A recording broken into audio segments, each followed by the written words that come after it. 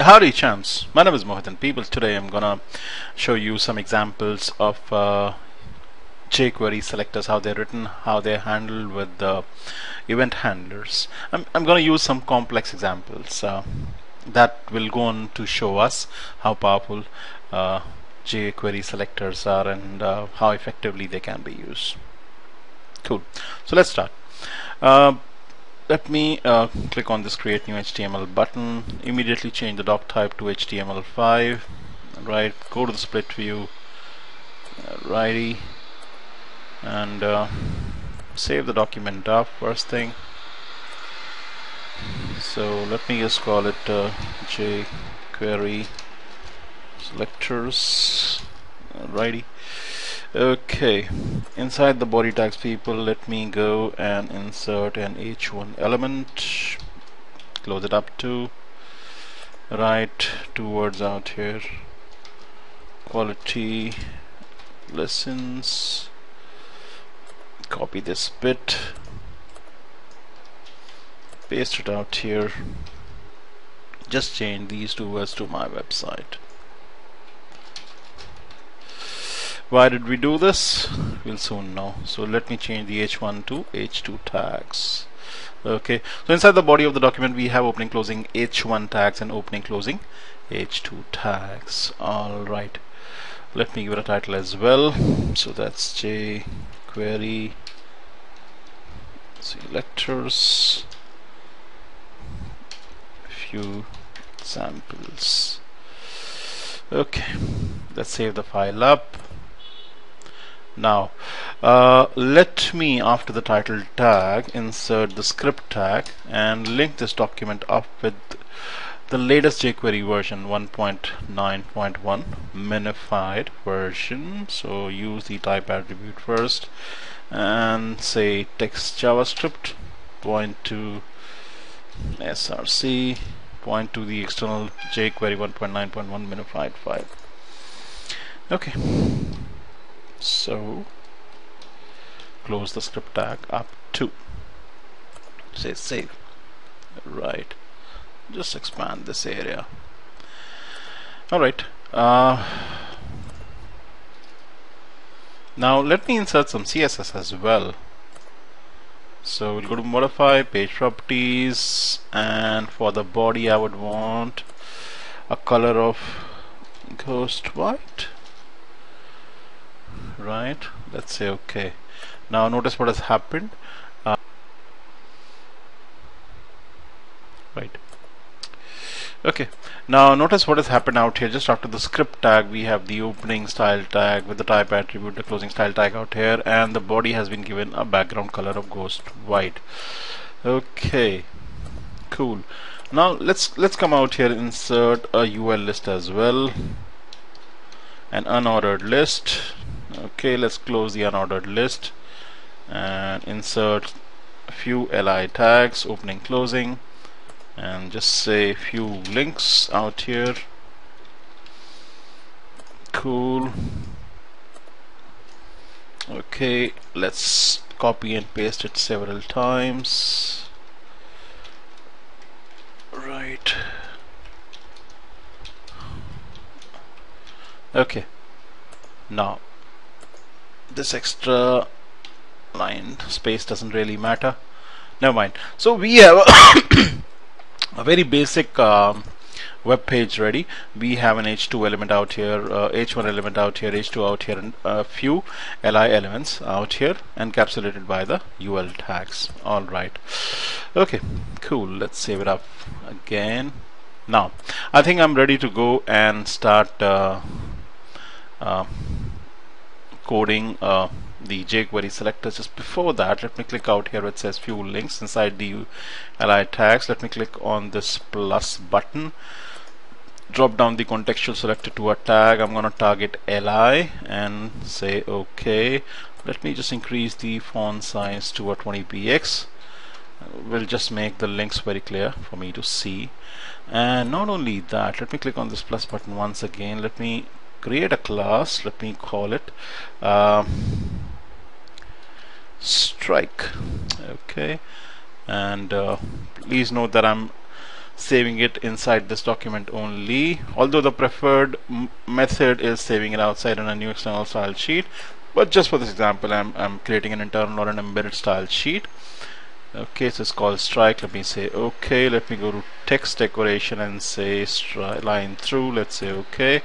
And notice out here, so we have a class with strike that sets the text decoration property to line through. And let me create one more class, and let's call it over.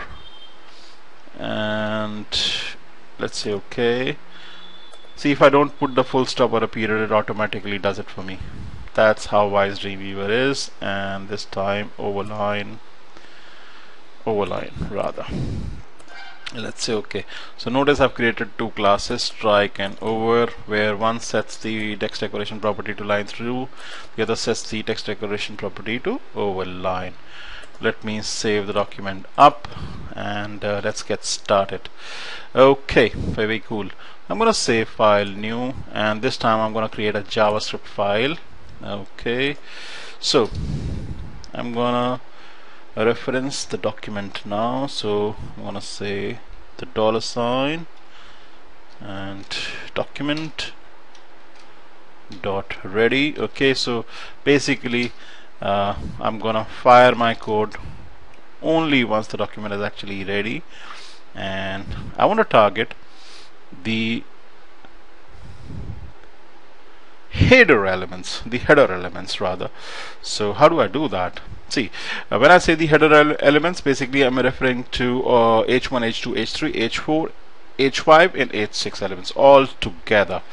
Okay, and I'm gonna refer to them as header. And how do I write it? So a $sign, and I'm gonna say colon header, rather it's header, right? Dot. So if somebody clicks on any of the headers, I would want to have a function going. Okay, and righto, and the function will do this. So it's gonna target those elements. So I'm gonna say this. Basically this refers to the header that's been clicked, whether it's H1 or H2, and I'm gonna say add class and the class name. So the class name strike. Alrighty, cool. So let's save the document up and test it. So my JS whatever .js, let's say save. Let's go back to the HTML document. Let's link it up with the script tag now. So script type is text JavaScript. Use the src attribute, link it up with the external JS file that we had just created, which was my JS. Alright, and close the script tag out here. I've actually linked it up with the external file. How can I be sure it's showing up out here? Not only is this linked to the source code, this is too. That's why it's showing up out here. So let's say save, and let's test it out in Google Chrome after saving the changes. So the preview coming up any moment. Okay, very cool. Now this is how it actually looks like in the browser Google Chrome. Alright, so according to the code that I've written, I've very clearly said that if somebody clicks on any of the headers, I would want the class strike to be attached to it. So this is a header, this is an H1 element, this is a header too. So let me click out here. You can see the class has been applied and has been applied here as well. Okay, pretty cool. Okay, now people, I'm going to show you an example of chaining. Let's see what I mean when I say chaining. Let me get back to the source code. I'm going to go out here where it says H1, and Let me select the h1 tag like so. Okay, let me go where it says class. Let me apply the class over. Now what will happen is the class has been applied to the h1 element out here and out here as well. So let me select over. Let me take a preview of this time, and after saving the changes, so notice that both these words have the have a line over them, because just now I applied the class over to them. When I click on them, nothing actually happens.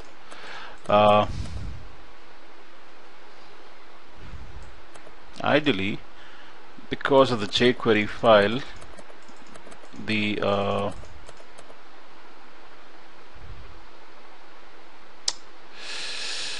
okay, so basically what's happening out here is although the jQuery has been written in such a way that the overline should get replaced with the strike through or the line through, but that is not happening, and that's simply because this class has been applied later, and that had been applied a little earlier. But there's a way around this, and let me show you how. So we'll come to that. We'll come to the chaining thing now. Let me get back to this file, and let me chain another class like so. I'm gonna say dot remove class this time. So remove class, name of the class, and the name of the class will be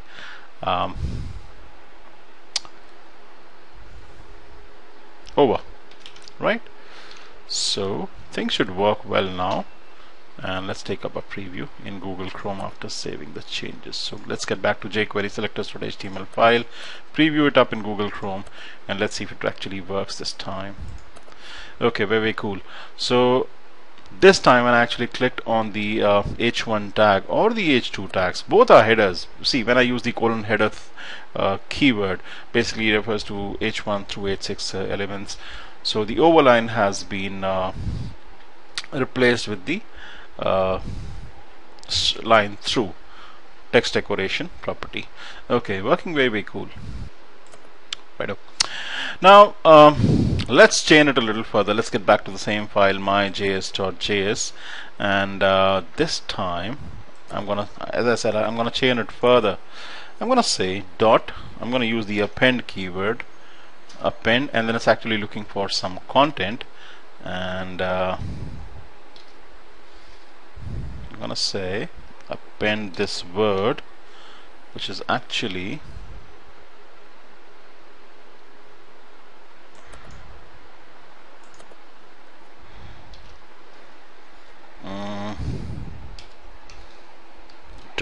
.net. So people, what will happen, some content will get applied to the headers, the h1 or the h2 elements. Let's see that in action. Let's save the changes and have a look up in Google Chrome. Okay, notice when I actually click, those two words get appended to the tail of the element. So we have qualitylessons.net. That's my website, people. So qualitylessons.net. Alright, have been appended. So we have seen a nice example of chaining. Okay, very cool. Now I want to show you something else. Okay, I'm gonna go out here and I'm gonna replace this word header with h1 colon. I'm gonna use the word contains, and here inside this I'm gonna say contains what? So quality. Okay, I'll tell you what this means.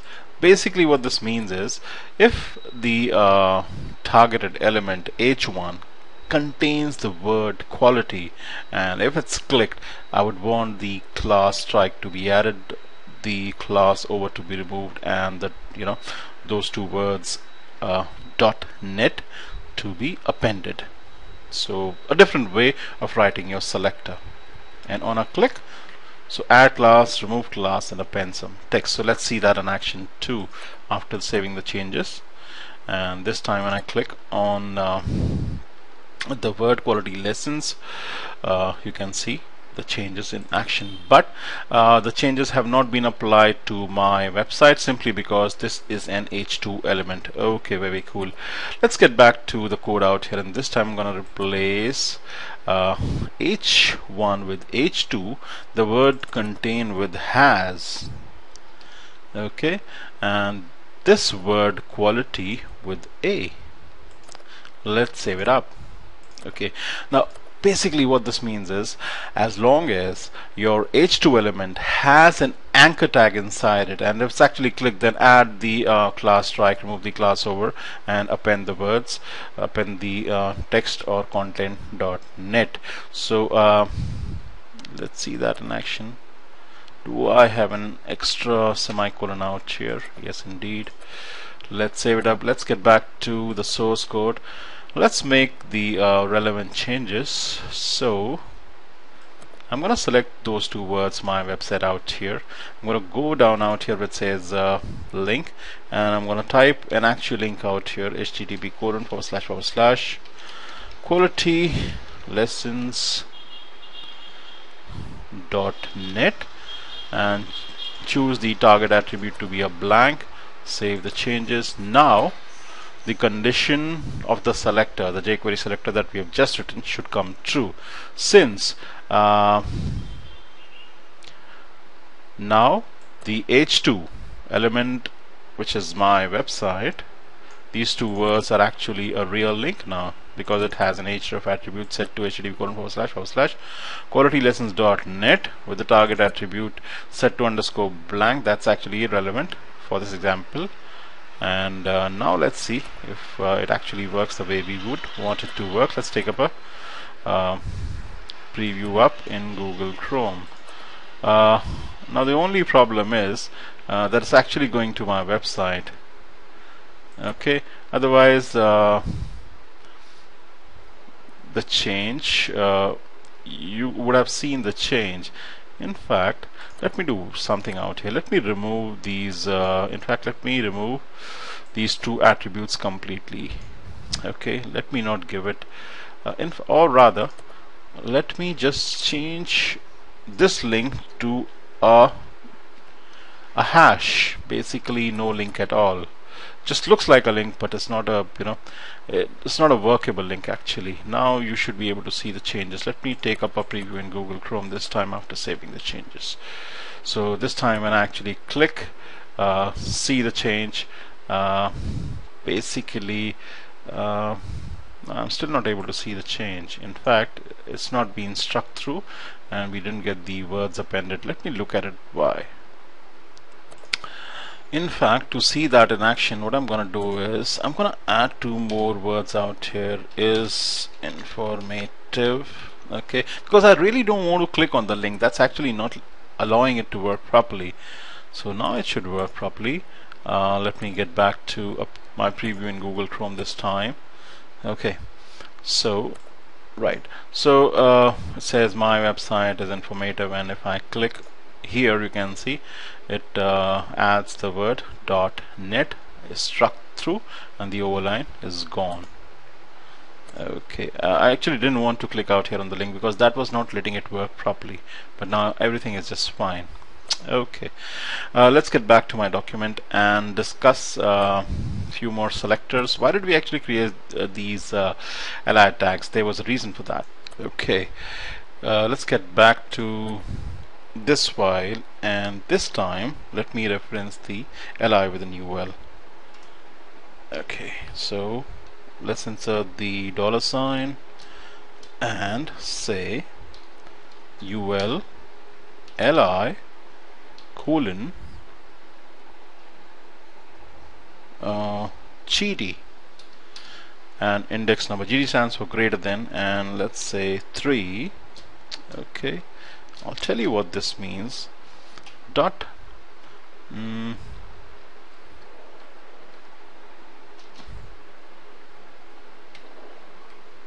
we have a syntax error. Okay, so dot add CSS this time.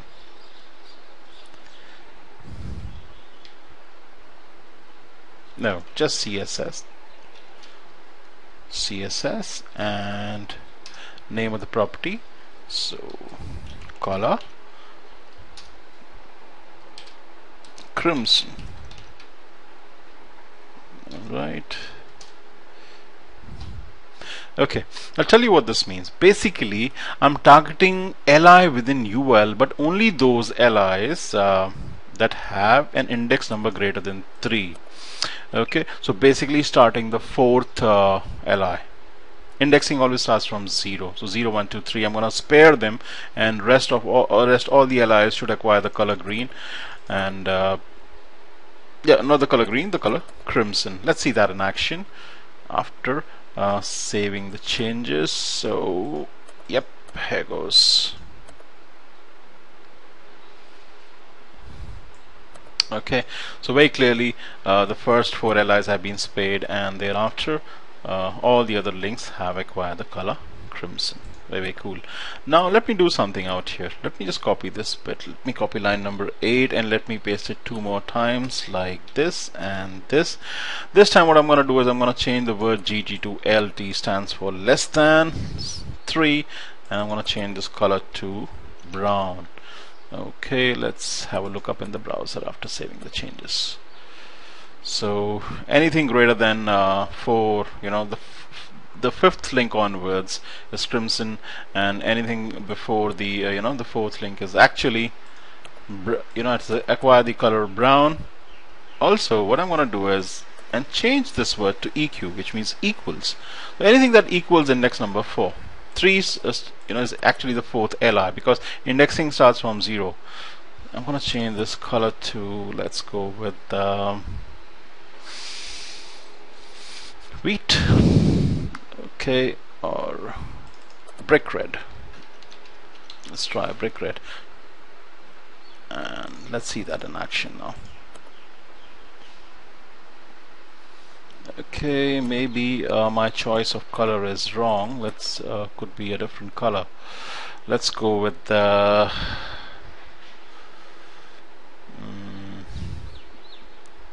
blank diamond or chocolate. Okay, that should be fine. Let's take up a preview in Google Chrome this time. Okay, so this link has been colored chocolate, being the fourth link. Anything before the fourth link is actually brown, and everything after is actually crimson. Alright, so people, in this tutorial I've shown you how we write Jquery selectors, and using event handlers like click, how we can work on them. So why did I actually choose these selectors? The whole purpose out here is how much more powerfully through Jquery we can handle selectors. It's a shade above. It has an edge over and above CSS selectors. CSS selectors themselves are quite powerful. Especially attributes and attribute selectors. You have ID and class selectors there and here as well. But I thought that the way Jquery handles selectors is a little more powerful than the way CSS actually does it. Alright people, so I hope you learned something from this tutorial, enjoyed it too, and I hope you'll keep coming back for more. You have a good day. Bye bye. Peace.